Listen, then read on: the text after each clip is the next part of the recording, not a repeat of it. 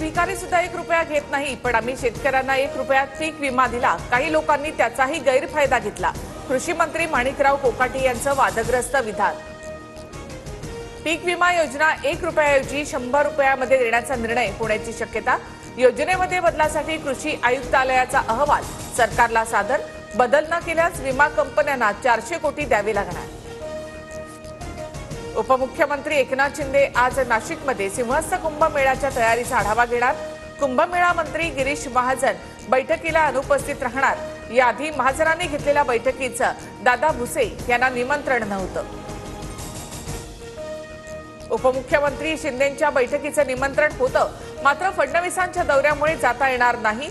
गिरीश महाजनांकडून स्पष्ट, तर महायुतीमध्ये कुठलाही कोल्ड वॉर नाही। पालकमंत्री पदाबाबत लवकरच निर्णय होणार, भुसेंची प्रतिक्रिया।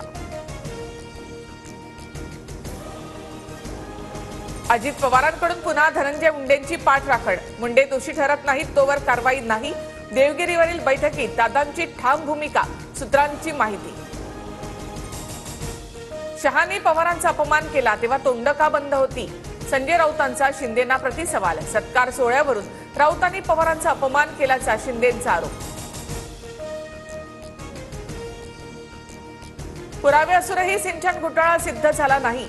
भाजपसोबत आहोत तोवर यंत्रणा आपल्या सोबत असल्याचं त्यांना वाटतं, पण अजितदादांना कोर्टाकडून तडाखा मिळायला हवा, अंजली दमानिया यांचं वक्तव्य। वाल्मिक कराडची बी टीम सक्रिय, आरोपींना कोर्टात आणताना ही टीम त्यांच्या अवतीभोवती असते। हे कार्यकर्ते कुणाचे? संतोष देशमुखांचे भाऊ धनंजय देशमुखांचा गंभीर आरोप। मनोज जरांगेंनी उद्याचं साखळी उपोषण 15 दिवस पुढे ढकललं।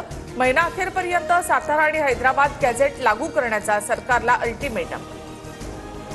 वादग्रस्त IAS प्रशिक्षणार्थी पूजा खेडकरला सुप्रीम कोर्टाचा दिलासा। 18 मार्च पर्यंत अटक न करण्याचे निर्देश।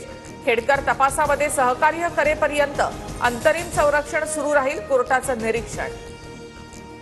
आता क्रिकेट विषयामध्ये पदवी घेता येणार। मुंबई विद्यापीठामध्ये येत्या शैक्षणिक वर्षापासून नवा अभ्यासक्रम सुरू होणार। मुंबई क्रिकेट असोसिएशन अध्यक्ष अजिंक्य नाईक यांची माहिती।